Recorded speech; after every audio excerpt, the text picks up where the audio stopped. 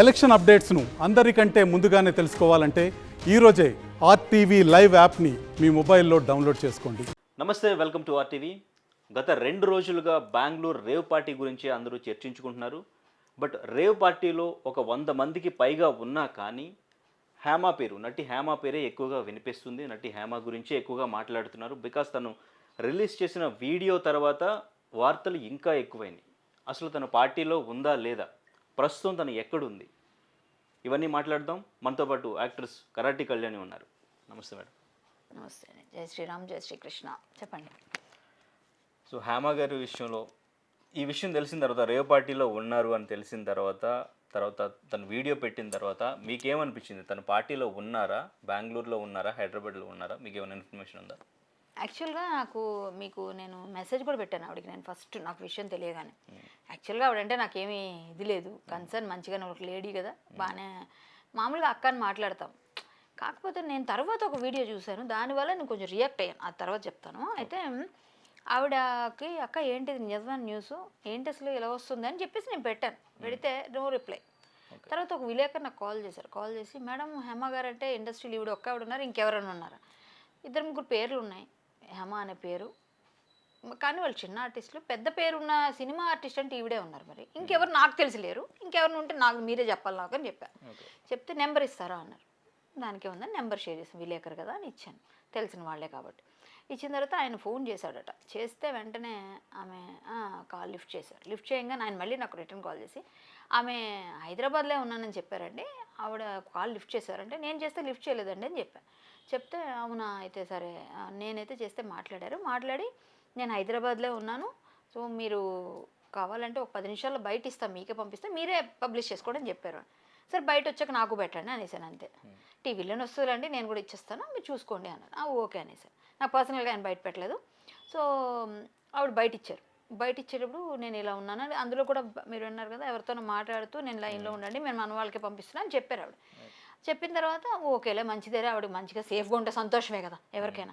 లేకపోతే కొంచెం ఇలాంటి పార్టీల్లో అనగానే అనగానే ఇప్పటికే డ్రగ్స్ అంటున్నారు. ఇంకా ఈ మధ్యనే మన శివబాలాజీ గారు, రఘుబాబు గారు, మంచు విష్ణు గారు కలిసి వెళ్ళి మన కోమటిరెడ్డి వెంకటరెడ్డి గారిని, సినిమాటోగ్రఫీ మినిస్టర్ గారిని, అలాగే డిప్యూటీ సీఎంని కూడా కలిసి మా వైపు నుంచి మేమేం చేయాలి, డ్రగ్స్ గురించి మేము ఏ విధంగా మీకు సహాయం చేయాలి, ఏ విధంగా మీకు మేము ప్లస్ అవుతామో చెప్పండి, ఆ విధంగా మీకు ఫుల్ కోఆపరేషన్ ఇస్తాం. ఇండస్ట్రీ తరఫున, మా అసోసియేషన్ తరఫున మేము యాడ్ చేయాలా, లేకపోతే అవేర్నెస్ తేవాలా, లేకపోతే మేము ఏ విధంగా మీకు ఎవరైనా మా వాళ్ళు ఉన్నారా, వాళ్ళు ఏమైనా మీకు ఏ విషయంలో అయినా మీకు అవసరం ఉందా, మేము ఏ విధంగా మీకు ఇవ్వగలం ఇన్ఫర్మేషన్, అన్ని విధాలుగా చేస్తాం కోఆపరేషన్ అని చెప్పి వచ్చాయి. ఇంతట్లో ఈ విషయం వచ్చింది, అది నాకు తెలుసు. సో దానివల్ల నేనేమనుకున్నానంటే ఇది ఇంతలో ఇలా వచ్చింది, మనం అందరం అంటే మళ్ళీ ఇప్పుడు హేమ గారిని కూడా ఇందులో ఇరికిచ్చారా, లేకపోతే ఏంటి పరిస్థితి, ఏంటి ఇప్పుడు ఇరుక్కుందా, వెళ్ళి కావాలా లేదా పార్టీ అంటే వెళ్ళి, ఏం అర్థం కాక నేను సరే బయట చూసాం, ఊరుకున్నాం. కొంతసేపు మళ్ళీ కాల్ చేశాడు ఆయన. కాల్ చేసి, మేడం పోలీసులు అక్కడ నుంచి సేమ్ డ్రెస్లో ఒక ఫోటో వచ్చిందన్నారు. ఓకే, ఆవిడ హైదరాబాద్లో ఉన్నారు అనుకున్నాను. ఆ పక్కన ముసుగులోనే ఎవరో పక్కన ఉన్నట్టు ఈవిడ కూర్చుంటట్టుగా ఒక ఫోటో వచ్చింది కదా, మరి అదెవరు?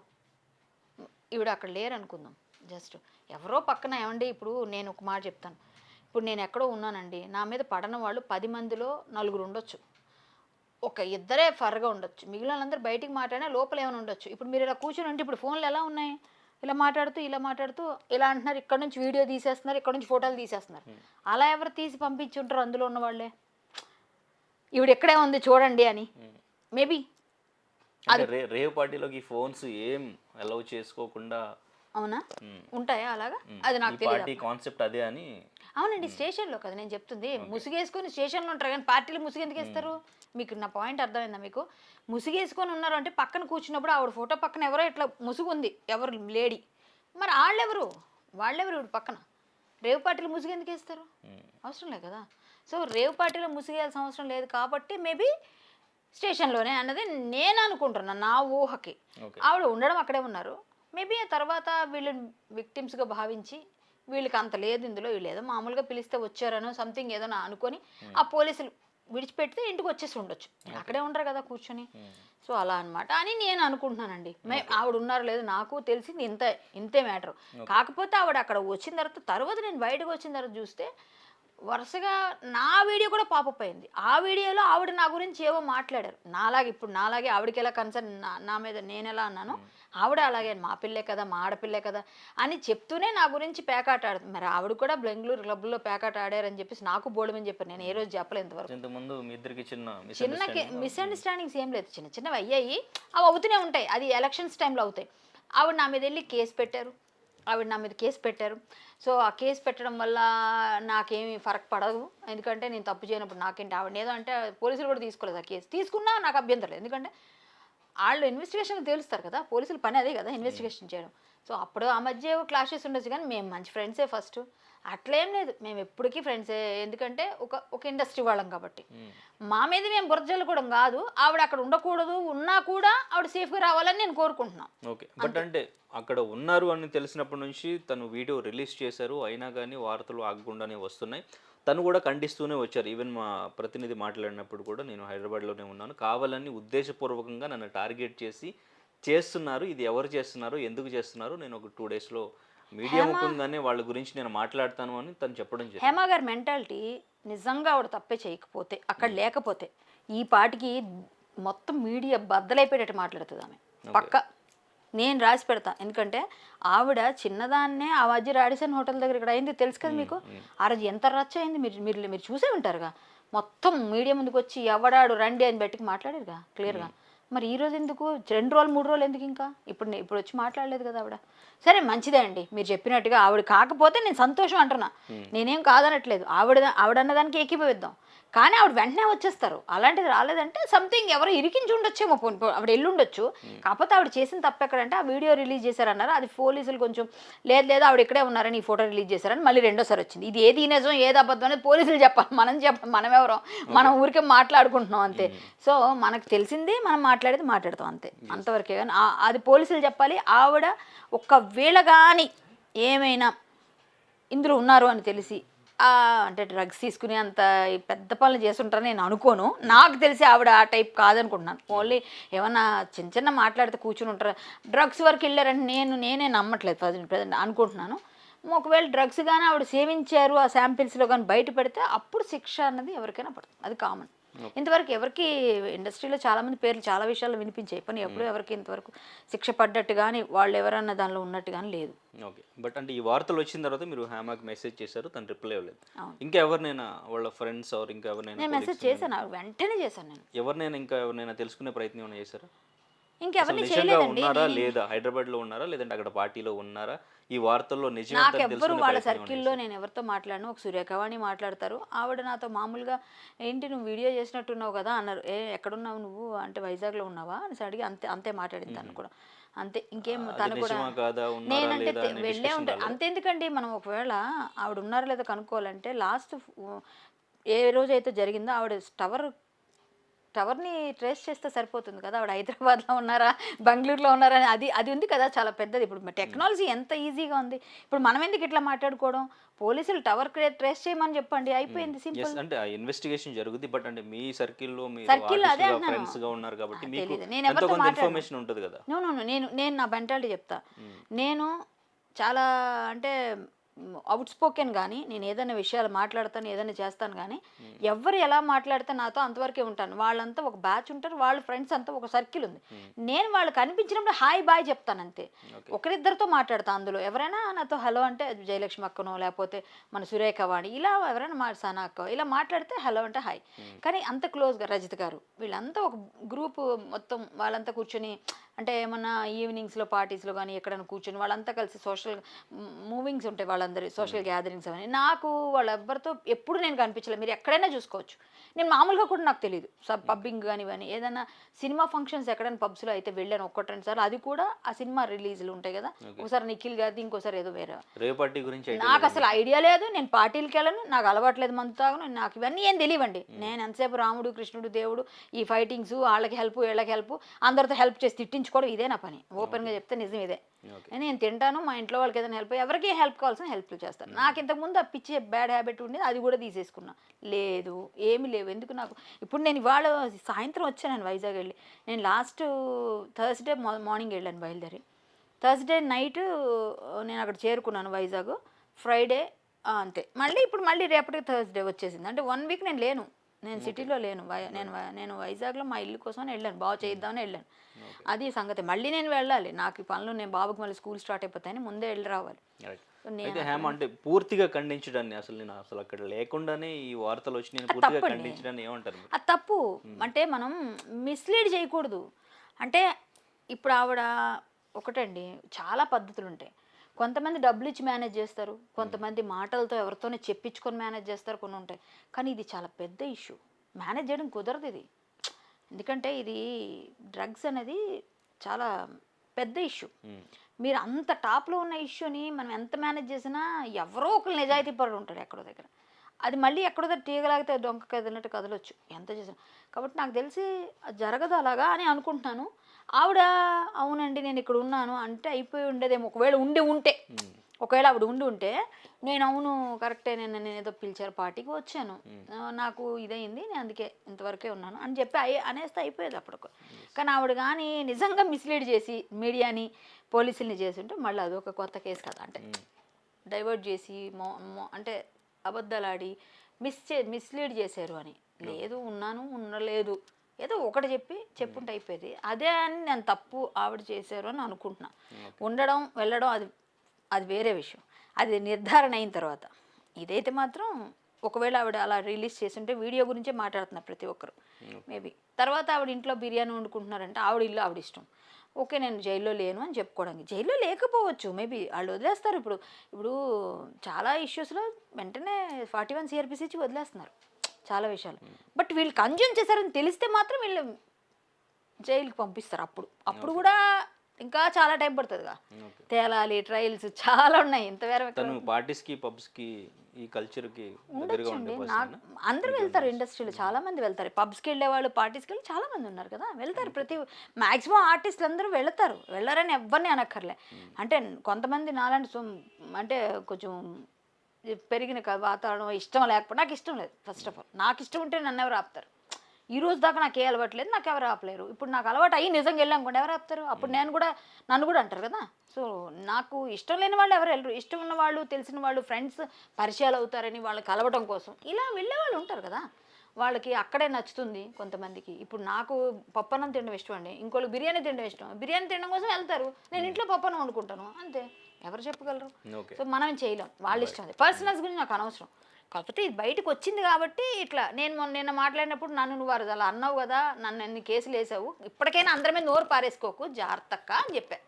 అదైతే నేను చెప్పడం కొంచెం గట్టిగా, నా మాట అట్లా ఉంటుంది కాబట్టి అట్లా ఉందేమో. కానీ నా ఉద్దేశం ఏంటంటే అందరి మీద ప్రతిసారి శోభాలు చేయి కొరికేసావు, ప్లస్ మనం పెద్ద ఆయన రాజేంద్ర ప్రసాద్ గారిని అడ్డగించేసావు TV9 దగ్గర, అది ఆ రోజు.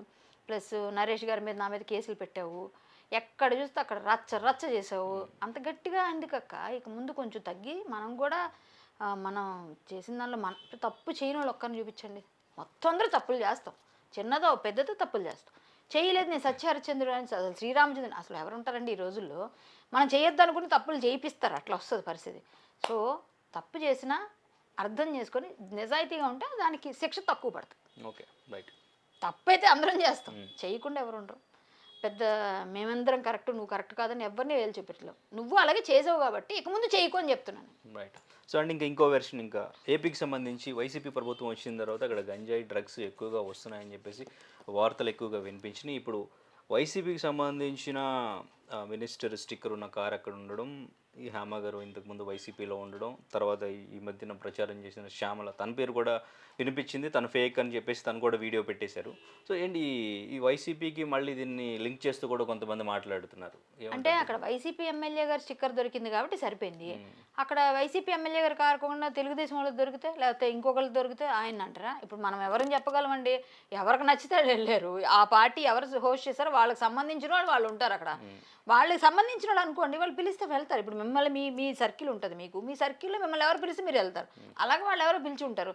వైసీపీ ప్రభుత్వం వస్తేనే గంజాయి పెరిగిందా అంటే అంతకుముందు కూడా ఉండొచ్చు. లేకపోతే మనం జడ్జి చేయలేం. ఎలాగంటే ప్రభుత్వాల గురించి నేను మాట్లాడాను, ఎందుకంటే ఇప్పుడు ఆల్రెడీ ఎలక్షన్ రెడీగా ఉంది ఎవరో ఒకరు గెలవడానికి. కాబట్టి ఇప్పుడు మాట్లాడాల్సిన అవసరం లేదు, ఎందుకంటే ఇప్పుడు ఆల్రెడీ అయిపోయింది. ఒకవేళ ప్రభుత్వం వాళ్ళదే అన్నప్పుడు పాడైపోయింది. ఒకవేళ మళ్ళీ ఇప్పుడు తెలుగుదేశం వాళ్ళు ఎవరో వచ్చి బాగు చేస్తే బాగవుతుందా, అది మనం చెప్పలేని పరిస్థితి. కాబట్టి అది పక్కన పెడితే అక్కడ గంజాయి మాదక ద్రవ్యాల వాడకం చిన్నపిల్లల దగ్గర నుంచి పెద్దవాళ్ళ దగ్గర నుంచి ఆంధ్ర అంతా ఉంది. అది ఎప్పుడు వచ్చింది ఎప్పుడు పెరిగిందని అది పక్కన పెడితే అంటే చిన్నపిల్లలు ఇంతప్పుడు నుంచి అలా పెరుగుతూ వస్తారు. ఇప్పుడు 10 years ఉన్న పిల్లాడు ఈ 5 years 15 years అయి ఉంటాడు. ఈ 10 years పిల్లోడు అప్పుడు మామూలుగా ఉంటాడు. 10 years కాబట్టి ఇంట్లో పట్టుదో 15 సంవత్సరాలు వచ్చేసరికి ఇది కొంచెం రెక్కలు వస్తాయి, బయటికి వెళ్ళాడు. వాడు బయటికి వెళ్ళంగానే వాడికి ఎక్కడో దగ్గర ఏదో విధంగా అలవాటైంది. అప్పుడు మనం ఎవరిని అంటాం, ప్రభుత్వం 5 సంవత్సరాల్లో పెరిగింది కదా, పెరిగాడు కదా. చిన్నప్పుడు ఎవరు చేరుకోవచ్చు, పెరుగుతున్న కొలితే ఆడికి వచ్చేస్తే అలవాట్లు. మనం ఎవరిని మార్చక్కర్లేదు, మారిపోతారు ఆటోమేటిక్. నా ఇంట్లో పిల్లలనైనా నేను పెంచే పద్ధతిలో పెంచినా ఎక్కడైనా వెళ్ళి పాడైపోవాలంటే అయిపోతారు. మనం పిల్లల్ని కంటాము, మన భవిష్యత్తుని వాళ్ళ రాతని కనలేం. అలాగే ప్రభుత్వాలు వచ్చేస్తేనే ఈ ప్రభుత్వం బాగు చేసిందా ఇంకో ప్రభుత్వం, ఎవరేం చేస్తారో తెలియదు. ఎవరి ప్రభుత్వాన్ని నమ్మడానికే లేదు, ఏ ప్రభుత్వం కరెక్ట్గా లేదు. కాబట్టి ఎవరైనా సరే వాళ్ళ పని వాళ్ళ స్వార్థం కోసం వీళ్ళు వెళ్ళి వాళ్ళ దానిలో పెట్టి వీళ్ళ ఇక్కడ ఎక్కువ చేసి వీళ్ళే చేయించున్నా అంటే వీళ్ళ మీద పడిపోద్ది కదా అని కూడా చేసేవాళ్ళు ఉంటారు. వాళ్ళే వీళ్ళు చేసినా ఉంటారు. కాబట్టి మనం ఏది నమ్మలేం. బట్ అంటే ఎక్కడ ఏ పార్టీ జరిగినా ఇటువంటి డ్రగ్స్ టాపిక్ ఎక్కడ వచ్చినా కానీ ఎవరొక సెలబ్రిటీ ఆ పార్టీలో ఉంటున్నారు. ఎందుకు అలా సెలబ్రిటీస్ ఎక్కువగా ఇటువంటి ఇప్పుడు మీరు మన హేమ గారితో పాటుగా ఈవిడ పేరు తీశారు, శ్యామల. అసలు శ్యామల ఉంటే ఒకవేళ బయటకు వచ్చేది కదా. ఆమె కూడా బాగా బాధపడుతుంది. ఎందుకంటే ఆడవాళ్ళ మీద అసలు సెలబ్రిటీస్ అసలు డ్రగ్స్ కానీ ఏదైనా ఇష్యూ ఉంటే టాలీవుడ్ ఇండస్ట్రీ మొత్తం సెలబ్రిటీస్ మా మీదే రుద్దేస్తున్నారు. ఎందుకు ఇది రుద్దేయడం కూడా తప్పండి. ఇప్పుడు రుద్దడమా నిజంగా వాళ్ళు ఉంటున్నారు అంటే రీసెంట్ గా కొంతమందిని చూసాం, ఇంతకు ముందు కొంతమందిని చూసాం. అంటే వాళ్ళు పిలుస్తారండి, ఇప్పుడు పిలుస్తారు, వాళ్ళని ఇన్వైట్ చేస్తారు, మన ఫ్రెండ్సే కదా అని వెళ్తారు. వాళ్ళ కర్మ కానీ ఆ రోజే రైడ్ అవుతుందో లేకపోతే ఎవరో వస్తారు, లేకపోతే వీళ్ళే ఎవరైనా ఇన్ఫర్మేషన్ ఇస్తున్నారు, వీళ్ళ మీద ఏమైనా ఉందో తెలియదు, సంథింగ్ అవుతుంది. ఇక్కడ వాళ్ళు వెళ్ళారండి, జస్ట్ పబ్బింగ్ అలవాటు ఉన్న వాళ్ళు వెళ్తారు. అక్కడ డ్రగ్స్ అమ్ముతారని వాళ్ళకి ఎలా తెలుస్తాయి, డ్రగ్స్ ఇస్తారని వాళ్ళకి తెలుస్తాయి. ఏదో పబ్బు పార్టీలాగా పిలుస్తారు కదా, ఏదో మామూలుగా ఏదో పుట్టినరోజు అని ఇట్లా ఇప్పుడులాగే అలా అనుకుని వెళ్తారు. పాపం వీళ్ళు ఎవరైనా వెళ్ళంగానే వీళ్ళని ఇరికిచ్చేస్తున్నారు, వాళ్ళ పేర్లే బయటకు వస్తుంది. ఎందుకంటే సినిమా ఇండస్ట్రీ బాగా వైడ్ ఇండస్ట్రీ. ఇప్పుడు మీరు ఈజీగా పేరున్న వాళ్ళు కానీ ఎక్కడైనా చూడండి, వాళ్ళకి తొందరగా సెలబ్రిటీస్ అవ్వాలంటే ఇండస్ట్రీ అన్నదే వాళ్ళ ఫీలింగ్. కాబట్టి వచ్చిన వాళ్ళందరూ కొంత సెలబ్రిటీస్ అయిన వాళ్ళకి ఒక స్టేటస్ వచ్చిన వాళ్ళకి ఆటోమేటిక్గా వాళ్ళ మీద నిఘా నేత్రాలు ఉంటాయి. మీరు ఇప్పుడు నన్ను తీసుకొని బయటికి ఎక్కడైనా వెళ్ళామనుకోండి, మీ దగ్గర ఫోటో తీసుకోరు, నా దగ్గర రాగానే 10 మంది వచ్చి ఫోటో తీసుకుంటారు. ఇప్పుడు నాకు ప్రైవసీ ఎక్కడుంది? నేను బయటికి వెళ్ళాం, తిందామని వెళ్ళాం, మనం నన్ను వచ్చి ఫోటోలు తీసుకుంటుంటే మీరు కానీ నేను కానీ ఇప్పుడు కూర్చొని మాట్లాడుకుని తినగలం అక్కడ కొంతసేపు హలో అండి అండి అని మాట్లాడుతుండాలి, ఎట్లా చెప్తూ ఉండాలి. అంటే ఏంటి, మాకు ప్రైవసీ లేదు, మాకు ప్రైవేట్ లైఫ్ లేదు, మా మీద ఫుల్ ఫోకస్ ఉంటుంది. కాబట్టే మేము ఎక్కడికి వెళ్ళినా వీళ్ళు వెళ్ళారు, వీళ్ళ కార్ని వెనక ఫాలో అవుతున్నారా, కానీ వెళ్తున్నారు కదా, వెళతారండి. వీళ్ళు ముందే చెప్పాను మీకు, పబ్బింగ్ అలవాటు ఉన్న వాళ్ళు వెళ్తారు. కానీ నాకు డ్రగ్స్ ఉంటాయని వీళ్ళకి తెలియదు కదా, తర్వాత డ్రగ్స్ వస్తున్నాయి బయటికి. ఈ మధ్య అది కల్చర్ అయిపోయినట్టుంది. సో ఇప్పుడు దాన్ని కట్ చేయడానికి చూడాలి మ్యాక్సిమం, ఎందుకంటే భావి తరాలను ఇది చేయకుండా. అది నేను చెప్తాను, వెళ్ళడం మన చేతిలో లేదండి. ఆ డ్రైవ్ తీసుకుంటున్నారు, అది మేబీ తొందరలో అది మంచి జరగాలని కోరుకుంటున్నాను. ఇండస్ట్రీ వాళ్ళ మీద ఎక్కువ రూమర్స్ కానీ ఇవన్నీ స్ప్రెడ్ చేయకుండా కూడా ఇట్లాంటివన్నీ తెలుసుకొని, ఓన్లీ ఇండస్ట్రీ వాళ్ళు ఉన్నారు అక్కడ, టెక్కీలు ఉన్నారన్నారుగా నిన్న పార్టీలో, బిల్డర్స్ ఉన్నారుగా, ఇంజనీర్స్ ఉన్నారుగా, డాక్టర్స్ అందరూ ఉన్నారుగా, 100-150 మంది ఉన్నారు. అది మంచి విషయం. ఎటువంటి జాగ్రత్తలు తీసుకోబోతున్నారు? మ్యాక్సిమం మొన్న కలిసారని చెప్పాను కదా డిప్యూటీ సీఎం గారిని. మేబీ ఇప్పుడు ఆయన ఇక్కడ లేరు, కేన్స్కి వెళ్ళారు, అక్కడ కేన్స్లో ఉన్నారు. అక్కడ నుంచి వచ్చిన తర్వాత కేన్స్ నుంచి వచ్చి అప్పుడు ఇది అన్నీ మళ్ళీ వెళతారని నేను ఎక్స్పెక్ట్ చేస్తున్నాను. మేబీ ఆయన అక్కడ ఉన్నారు కానీ మేము ఎవరం కాంటాక్ట్లో లేము. ఆయన ఇక్కడ లేరు, ఇక్కడ ఉండుంటే మేము పాటు ఫోన్లో మాట్లాడేవాళ్ళం. లేదు, ఆయనకి ఫోన్ కూడా ఎవరిని అంటే ఆయన రిసీవ్ చేసుకునే పొజిషన్లో లేరు, అక్కడ బిజీ ఉన్నారు ఆయన ప్రమోషన్స్లో అట్లా. సో అయిన తర్వాత ఏమన్నా మేబీ మాకు అందరూ వచ్చి మాట్లాడి అప్పుడు అందరితో ఏం చేస్తారు, మళ్ళీ ఎలా తీసుకుంటారని ఆయనే తీసుకుంటారు. ఇప్పుడు నేను జాయింట్ సెక్రటరీగా ఉన్నాను, నేను ఏదైనా మాట్లాడగలిగితే ఎంతవరకు అంతవరకు మాట్లాడతాను. ఇప్పుడు నన్ను అడిగారు ఏమైనా సస్పెండ్ చేస్తారని ఒక ఆయన క్వశ్చన్ వేశాడు. మేబీ నన్నే చేసేసారు ఎన్టీఆర్ విగ్రహం టైంలో నేను ఏదో మాట్లాడితే ఇండస్ట్రీ మీద మా అసోసియేషన్ మీద మాట్లాడారని. ఇప్పుడు ఆవిడ అసోసియేషన్ మీద మాట్లాడకపోయినా మెంబర్ అని చెప్పి తీసేసి ఇచ్చేసారు నన్ను, ఎందుకంటే మా అసోసియేషన్ మనిషిని. కానీ నాది సపరేట్ జోనర్ అయినా నాకు సంబంధం, నేను కాజ్ కోసం ఫైట్ చేసిన. సో ఇండస్ట్రీ మనిషిని తీసేశారు. ఇది ఇండస్ట్రీ మనిషి కాదు కాబట్టి ఇక్కడ మామూలుగా ఇది party, separate party, private party అంటే చెప్పలేను. అది ఆవిడ మీద వచ్చే రూమర్స్ లేకపోతే నిజమా అన్నది తెలిసిన దాన్ని బట్టి, ఒకవేళ నిజమైతే అవకాశం ఉంది, నిజం కాకపోతే ఉండదు. Right. Thank you madam, thank you. Thank you. మరిన్ని వీడియోస్ కోసం ఛానల్ ని సబ్స్క్రైబ్ చేయండి, లేటెస్ట్ అప్డేట్స్ కోసం వాట్సాప్ ఛానల్ ని ఫాలో చేయండి అండ్ లింక్ డిస్క్రిప్షన్ లో ఉంది.